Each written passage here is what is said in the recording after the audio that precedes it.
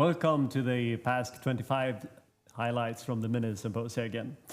Joining me here is Professor Michael Kirby from Colorado State. It's great to have you here. You have organized a symposium today with a very long title. I need to read it here. Geometries and Topology of Learning for Computational Discovery in High-Dimensional Biological Systems with Applications to Human Health. That's a mouthful.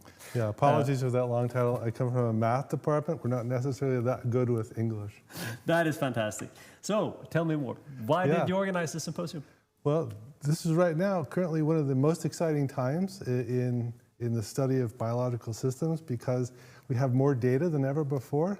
We have algorithms, that's the part of the work that I work on, but probably most importantly for this venue is we have high-performance computing. And these three things taken together are, I think, putting us on the precipice of some really great discoveries. Cool. Did you learn anything particular today? Oh yeah, the talks were great. I saw 4 wonderful talks. The first talk was by Joey Liu from Yale. He showed us how mutations can impact protein structure and how you can use AlphaFold, this recently Nobel Prize winning software that's also driven by high performance computing.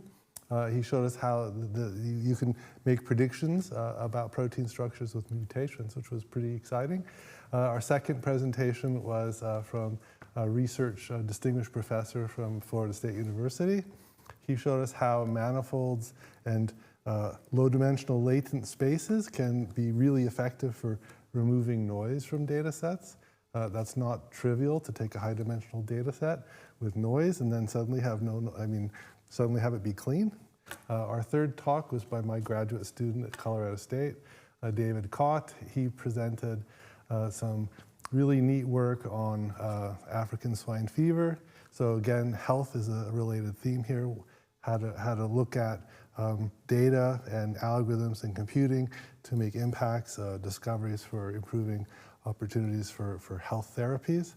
So he was looking at African swine fever, talking about how the world protein supply is about 1/3 coming from pork, and that the risks in billions of dollars, how much was at risk if this type of disease could be allowed to spread. So he was very interested in characterizing environmental suitability for the emergence of African swine fever. He did a really nice job. So one of the things I want to say about PASC 2025 is that they really encouraged us to profile, to promote the young researcher. And I thought that was great. So we had, in our mini symposium, we had 3 young researchers in addition to our distinguished professor. And now that you mentioned these talks, I think biology is of course special, right? That I know when I was younger, we had all these colleagues who went into biology because they hated math and computers. Yeah. And that has been a bit of a change, right? That it used to just be bioinformatics, but everything in biology is so data-rich today, and everything is turning into computational sciences. That's right. It's absolutely right. Bioinformatics is now kind of a small slice of this bigger picture.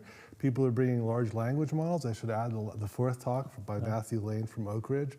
He did this really beautiful job of putting together a lot of different large language model ideas, and he showed us how to process a set of genes and come up with candidate pathways and function, and this could be a competitor for there are private or let's say proprietary software packages that do this, and the licenses are $10,000 a year per seat, and the work he was doing I think could be quite competitive. So we're seeing some really neat work emerge from this kind of new wave of young researchers.